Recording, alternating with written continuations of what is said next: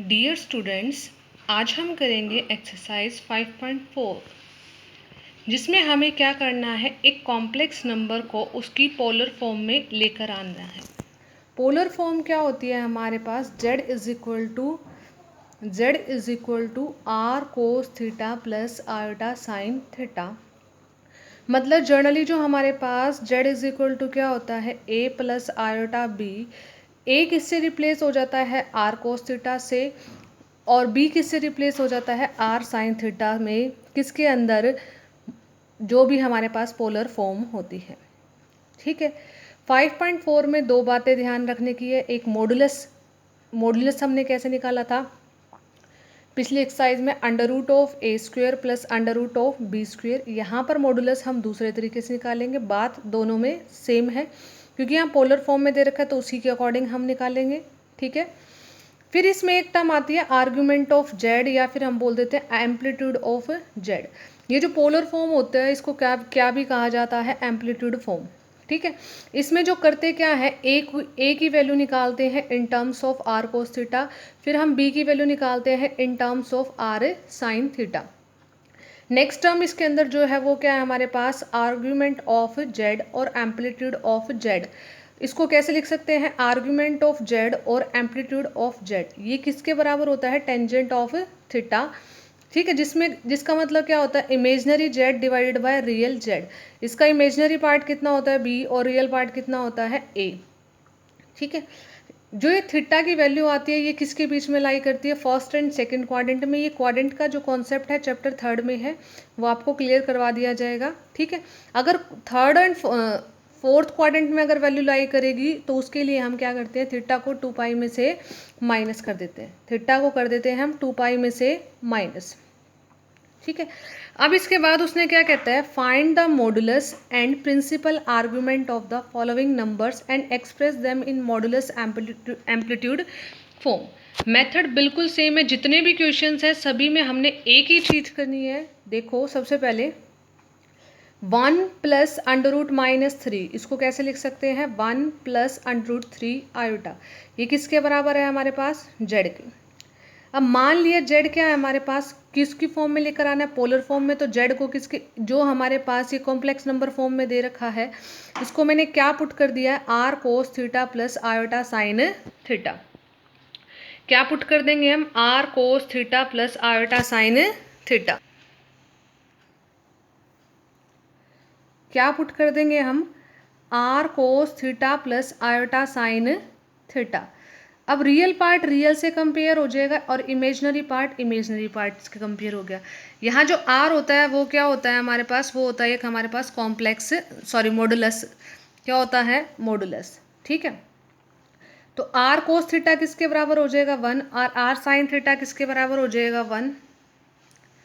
ध्यान से देख लो। सबसे पहला स्टेप, जो भी नंबर हमारे पास दे रखा होगा कॉम्प्लेक्स फॉर्म में, उसको हम किसके बराबर पुट कर देंगे, r cos theta plus iota sine theta. R दोनों में से क्या ले लेंगे बाहर, कॉमन, तो किसके बराबर हो जाएगा, r bracket start cos theta plus iota sine theta.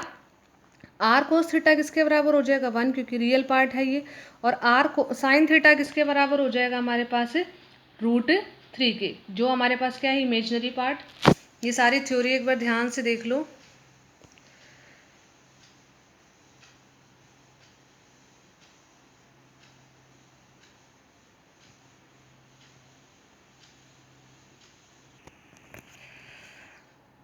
Square कर दिया और ऐड कर दिया इक्वेशन फर्स्ट एंड सेकंड को, तो क्या हो जाएगा, r cos theta, r square cos square theta plus r square sine theta. 1 का स्क्वेयर 1 होता है, और √3 का स्क्वेयर कितना हो जाएगा, 3। 3 और 1 4। ठीक है। इसके बाद हमने क्या करना है, cos square theta plus sine square theta किसके बराबर होता है, 1 के। तो r square is equal to 4। R की वैल्यू होती है +-2। जो भी मॉडुलस होता है कभी भी नेगेटिव नहीं होता, तो आर की जो वैल्यू होगी वो हम कौन सी लेंगे, आर की वैल्यू लेंगे हम पॉजिटिव। ठीक है। अब फर्स्ट और सेकंड इक्वेशन में आर कोस थीटा किसके बराबर था, 1 के। तो आर की वैल्यू पुट कर दी तो कितनी आ जाएगी, 2 cos theta is equal to 1, cos theta is equal to 1/2। यहाँ से साइन थीटा की वैल्यू कितनी आ गई, √3/2। अब इसमें हमने क्या निकालना था, इस क्वेश्चन में हमने निकालना था मॉडुलस, प्रिंसिपल आर्गूमेंट और amplitude form of this complex number. तो सबसे पहले जो हमारी चीज़ होती है मॉडुलस आ गया। इसके बाद मुझे क्या निकालना है, प्रिंसिपल आर्गुमेंट। प्रिंसिपल आर्गुमेंट का मतलब होता है टेंजेंट ऑफ थीटा। दोनों को डिवाइड, टेंजेंट थीटा कैसे निकलता है, sine theta by cos theta. Sine theta by cos theta करोगे √3 वैल्यू किस पे होती है, π/6 पे, सॉरी π/3 पे। तो पाई से पाई, टेंजेंट से टेंजेंट कैंसिल, तो थीटा की जो वैल्यू होगी वो किसके बराबर होगी, π/3 के। ठीक है, ये हमारे पास क्या आ गया, प्रिंसिपल आर्गुमेंट। अब हमने क्या करना है, जो गिवन इक्वेशन थी, जो क्या थी, माना किसके बराबर था, z=r cos theta plus iota sine theta. ये हमारे पास क्या थी, एम्पलीट्यूड फॉर्म। क्या थी, एम्पलीट्यूड फॉर्म। हम यहाँ पर r की वैल्यू पुट कर देंगे और किसकी वैल्यू पुट कर देंगे, थीटा की। तो हमारे पास क्या आ जाएगा, एम्पलीट्यूड फॉर्म। दूसरा जो इसका पार्ट है उससे और भी अच्छे से क्लियर हो जाएगा। क्या दे रखा है, z=1 प्लस आयोटा। इसको मैंने बराबर किसके मान लिया, r cos theta plus bracket मान लिया r cos theta plus iota sine theta. ये पहली इक्वेशन है, गिवन था ये हमारे पास कॉम्प्लेक्स नंबर फॉर्म में, पोलर फॉर्म में उसको मान लिया r bracket start cos theta plus iota sine theta. Compare कर लिया हमने रियल एंड इमेजनरी पार्ट। तो r cos थीटा किसके बराबर हो गया, 1 के। r sin थीटा किसके बराबर हो गया, 1 के। ठीक है, ऐड क्या करते हैं, फिर ऐड करते हैं और स्क्वायर करेंगे। पहले स्क्वायर करेंगे और फिर क्या करेंगे, ऐड दोनों इक्वेशंस का। तो यहाँ बन जाएगा r² cos square theta r² sin theta. 1 का स्क्वायर 1, 1 का स्क्वायर 1, 1 और 1 2। Sine square theta plus cos square theta 1, तो r²= 2, तो r +√2। लेकिन आपको अभी मैंने बताया जो r होता है एक मॉडुलस होता है, और मॉडुलस हमेशा क्या लेते हैं, पॉजिटिव लेते हैं। तो r की वैल्यू आ जाएगी √2। सेकेंड और थर्ड इक्वेशन में हम क्या पुट कर देंगे, r की वैल्यू, तो cos थीटा की वैल्यू 1/√2 और साइन थीटा की वैल्यू 1/√2। मॉडुलस निकल गया। सेकेंड स्टेप क्या होता है, प्रिंसिपल आर्गूमेंट निकालना। टेंजेंट थीटा किसके बराबर हो जाएगा, 1। तो 1 किस पे वैल्यू होती है, π/4 पे। π/4 का मतलब क्या होता है, 45 डिग्री। टेंजेंट से टेंजेंट कैंसिल, थीटा = π/4। ये हमारे पास क्या आ गया, प्रिंसिपल आर्गुमेंट। और फिर पहली इक्वेशन में हम किस किस की वैल्यू पुट कर देंगे, पहली इक्वेशन में हम r की वैल्यू पुट कर देंगे और किसकी वैल्यू पुट कर देंगे, थीटा की। r की वैल्यू कितनी आई है, √2, और जो थीटा है वो किसके बराबर आया हमारे पास, π/4। एक बार ध्यान से देख लो ये दोनों पार्ट।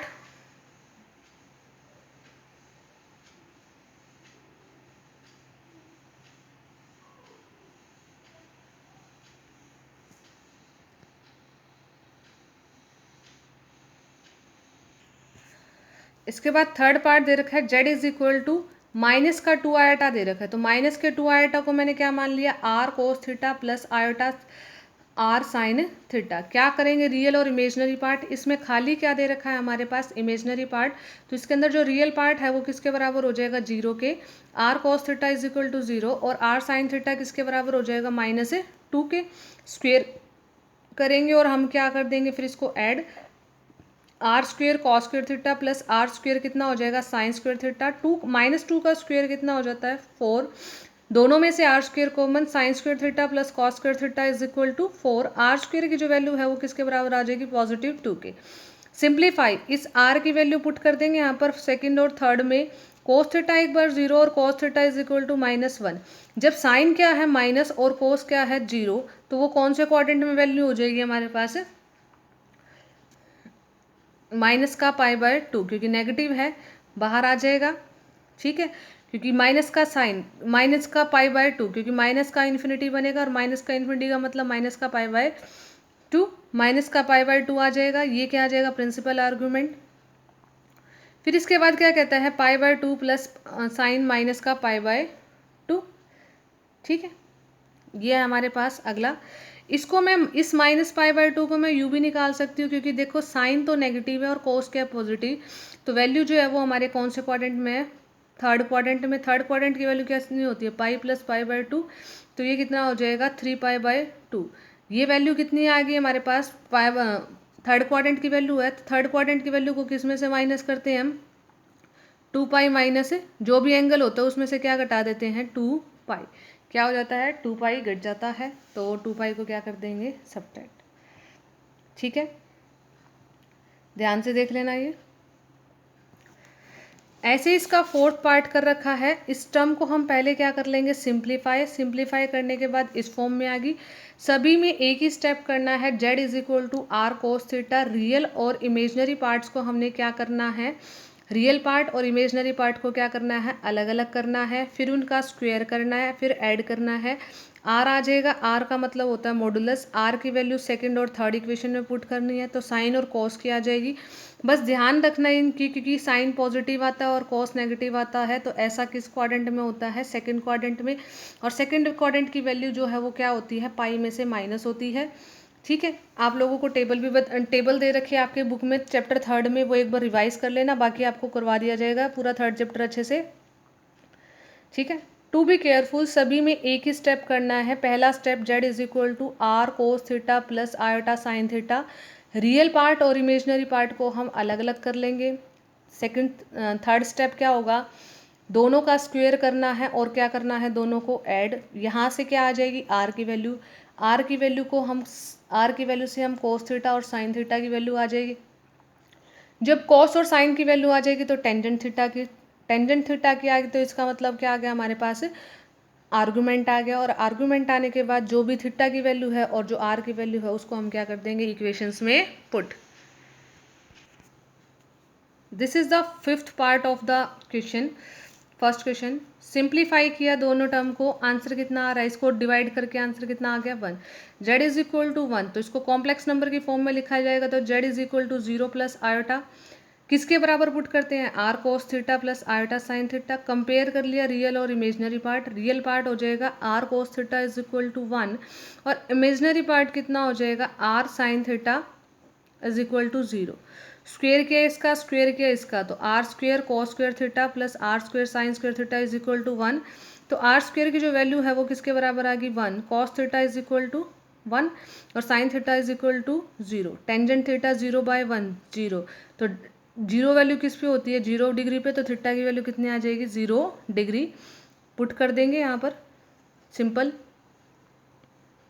सेम जो क्वेश्चन नंबर सेकंड है उसमें भी यही चीज करना है। कहता है express the following complex number in A polar form. Polar form बोल दे या फिर एम्पलीट्यूड फॉर्म बोल दे, दोनों का मतलब सेम होता है, दोनों के लिए हमें स्टेप सेम करने पड़ते हैं, चाहे वो प्रिंसिपल आर्गुमेंट पूछ ले या कुछ और भी पूछ ले। जहाँ पर भी पोलर फॉर्म आ जाएगी तो हमें 3 स्टेप करना है। पहला स्टेप आर निकालना, दूसरा थीटा निकालना, फिर तीसरे स्टेप में जाके हमारे पास क्या निकलता है, पोलर फॉर्म। ठीक है, तो पोलर फॉर्म के लिए सबसे पहले जरूरत क्या होती है, आर की, फिर किसकी जरूरत होती है, थीटा की, फिर हम उसको क्या कर सकते हैं, वैल्यू को पुट। अब ये क्वेश्चन दे रखा है -1 प्लस आयोटा, तो इसको कंपेयर कर लिया, रियल पार्ट हो जाएगा r cos theta is equal to -1 और इमेजनरी पार्ट हो जाएगा r sine theta is equal to 1। हमने क्या कर दिया, add and square both side of the equation second and third. तो आर की वैल्यू कितनी आ जाएगी, √2।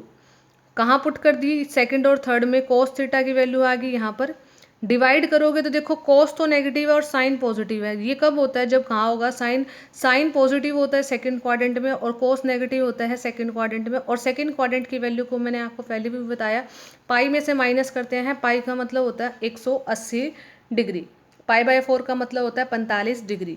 ठीक है, पाई माइनस पाई बाय 4 करोगे तो वो किसके बराबर आ जाएगा, 3π/4। हमने यहाँ पर क्या रख दी, जेड की वैल्यू। ये पार्ट ध्यान से देख लेना।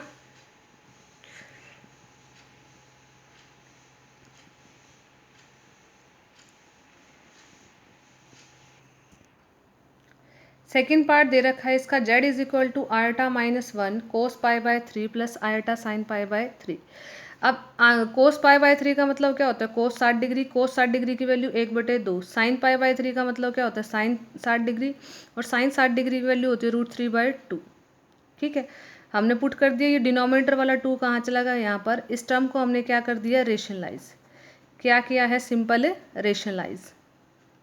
ठीक है, इन दोनों की सबकी आपस में प्रोडक्ट कर दी। ठीक है, सभी को क्या कर दिया हमने, आपस में प्रोडक्ट। सिंप्लीफाई करेंगे तो टर्म कितनी आ गई हमारे पास, ये। अब इसको मान क्या रखा है हमने, r cos theta plus iota sine theta. Compare कर देंगे रियल और इमेजनरी पार्ट को, तो आर कोस थीटा किसके बराबर हो जाएगा, √3 - 1/2 और आर साइन थीटा किसके बराबर होगा, √3 + 1/2। दोनों का क्या कर दिया, स्क्वायर, और दोनों को क्या कर दिया हमने, add.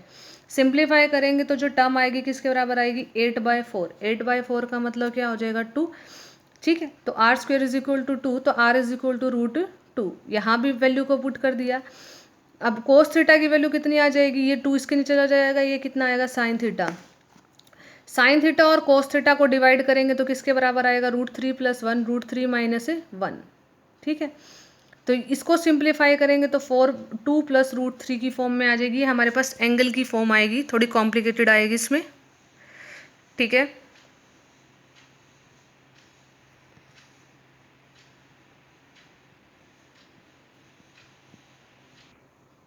Now we start third part. Third part में क्या दे रखा है, उसमें कहता है express the following in polar form. सभी को किस फॉर्म में लेकर आना है, पोलर फॉर्म में। अलग अलग तरह की फॉर्म दे रखी है और सभी को हमने सिंप्लीफाई करके क्या लेना है, पोलर फॉर्म में। अब z इज इक्वल टू दे रखा है, क्या दे रखा है हमारे पास, ये z है, sine 60 degree plus iota cos 60 degree. ठीक है, क्या दे रखा है, साइन 60 आर किसके बराबर है, r cos theta plus iota sine theta. तो आर कोस थीटा किसके बराबर हो जाएगा √3/2। आर कोस साइन थीटा किसके बराबर हो जाएगा 1/2। ऐड किया और स्क्वेयर किया बोथ साइड, तो क्या हो जाएगा r square cos square plus r square sine square theta. Simplify किया तो आर की वैल्यू कितनी आ जाएगी 1, R1। तो आर की वैल्यू 1 आने के बाद कोस थीटा की वैल्यू √3/2 और साइन थीटा की वैल्यू 1/2। तो टेंजेंट थीटा की वैल्यू आ गई 1/√3। 1/√3 किस पे होती है, टेंजेंट π/6 पे। तो हम किसकी वैल्यू पुट कर देंगे, थीटा की और आर की वैल्यू कहाँ पुट कर देंगे, इक्वेशन फर्स्ट में।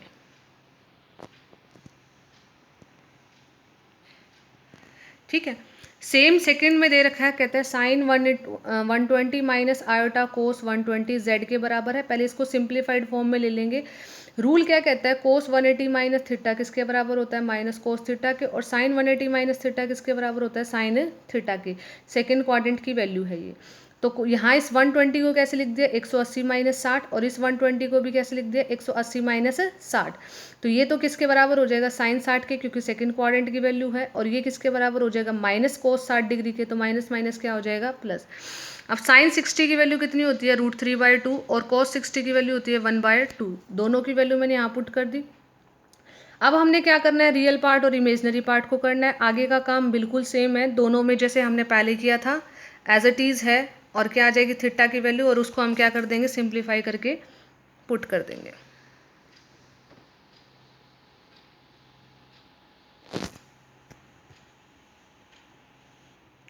To be careful.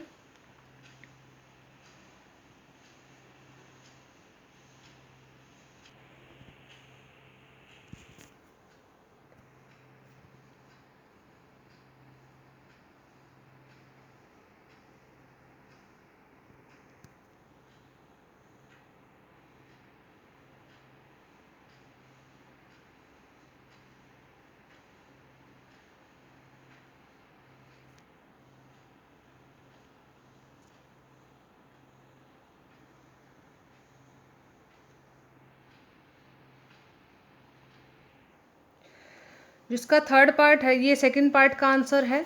ठीक है, थर्ड पार्ट भी सेम है। 300 डिग्री दे रखा है, 300 डिग्री को हम कैसे लिख सकते हैं, 360 - 60। ये फोर्थ क्वाड्रेंट है, फोर्थ क्वाड्रेंट में जो कोस की वैल्यू होती है उसका खुद का घर होता है, उसमें वैल्यू क्या होती है, इसकी पॉजिटिव। सिंप्लीफाई किया, सेम प्रोसीजर किया हमने, रियल पार्ट को क्या किया, कंपेयर, और इमेजनरी पार्ट को कंपेयर किया, स्क्वेयर किया, ऐड किया। आगे का प्रोसीजर बिल्कुल सेम है जो हमने पहले किया है।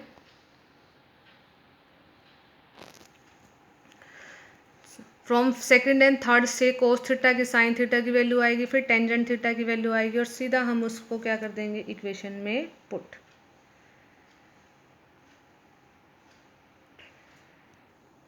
Thank you and have a nice day.